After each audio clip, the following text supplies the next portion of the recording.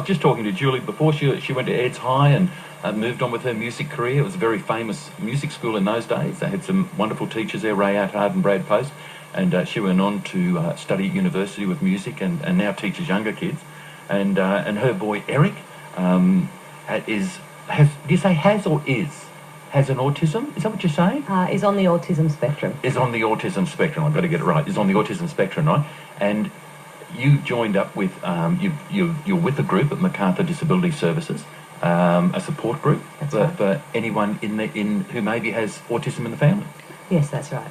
Could be your brother, could be your sister, could be your child. Most of us are parents, but it doesn't have to be that way around. But it can be of any age child. Some of us have quite young children. Some are getting early intervention, so they're about 4 or 5, and then we've got all the way up to ones that are heading off to the workplace or looking at group homes, things like that sort of thing, depending on where they are on the spectrum. Julie, how did you find out about Eric and his journey? Well, it got to about, I'd say, preschool, and we always knew there was something a little bit different about Eric.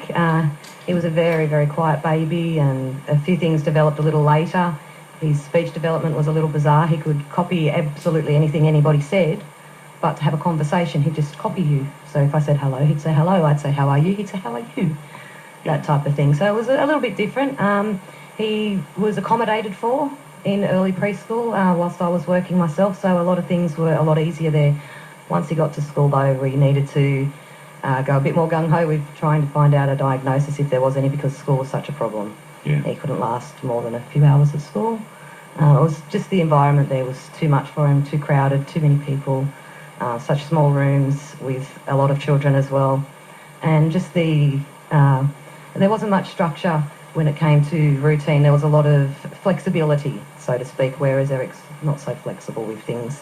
It used to be very hard for him to stay there. So, we had to go, as I said, gung-ho with getting a diagnosis with him, and we were able to find out in the kindergarten that he was on the spectrum. As I said, we had thought for a while, and we were just taking our time, making our way through. We linked up with MDS at that time, so he was getting some early intervention before he had actually got a diagnosis, so we were lucky there. But that was around the start of school when we really realised there's some extra help that we're going to need, so therefore he will need to have, a diagnosis if there is obviously one that's going to be there. And so how's it gone with MDS and this support group as your journey's continued? How old's Eric now? He's 10 now. So we've been knowing that we were on the journey we've obviously been on the journey for 10 years. Because Eric always has autism. It's just how it's changed over the years with his age and development and the different interventions that he's had. MDS put us into touch with a lot of different support groups, different services that Eric's been included in, and they've really helped him.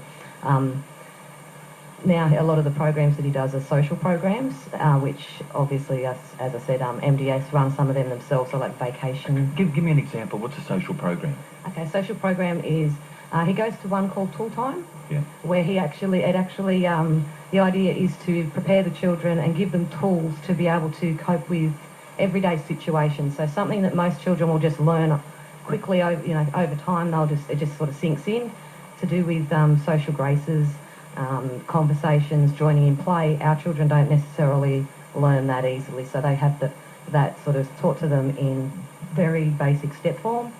They'll model those different actions, and they'll also have different strategies taught to them that they can use to calm themselves or to recognise that they might be heading towards boiling point and maybe meltdown, which is similar to a tantrum, but it's not. The children can't really seem to control how they're feeling in the situation. It's not they're doing it because they want something, it's more they're doing it because they can't cope with what's happening around. So it's a lot of trying to steer away from that and find other coping mechanisms. So he does that, but he also does some programs. There's other programs around here that they can go out in small social groups with volunteer workers. They're all trained workers, but they'll go out and they'll do different social events where the children can actually interact together, but they're monitored and helped in the situations as well. So there's some children that really struggle to go out on, say, an outing to the shops with their parents, because they might have other children that they need to be tending to as well. There's more of a one-on-one basis with these sort of social outings that they can really coach the child through what's going on and work with them in a social context rather than just school or just in a therapy room or just at home. It sort of takes it out of the therapy room and into context. So MDS must be a bit of a godsend to you guys. Oh yeah, definitely. They've linked us up with everything that we've needed over the years. I've realised that everything's sort of directed back to them. It was either an email that I got sent to me by them to go to another service that was doing something, or it was them themselves going out and seeking different people for me to be in contact with that they didn't know about, but they went out and found them for me. They helped a lot of times with getting Eric into a support unit. Patrick gave us a lot of help along the way in the early days, linking up with the school therapists, also the school counsellors, and liaising with the teachers and things like that to get things working. Yeah, no, that's great. Now, MDS, it's easy enough to find. Just go into Google, put MDS, Macarthur Disability Services, right. and you'll find it. And young Eric's sitting in the studio. Do you want to say anything to your mum for Mother's Day there, Eric? Happy Mother's Day, Mummy. And All good wishes to you. Oh, lovely. All good wishes. She's a good mum, isn't she? Yeah, definitely. And She's perfect. Perfect. Absolutely perfect. That's right. Can't get any better than your mum. Yeah, she's the best mum in the world. Good on you, Eric. You trained him well there, Julie. Certainly have. Julie, thanks a lot for coming in. So any information, go to Macarthur Disability Services, and the Autism Directory hopefully will be up this week.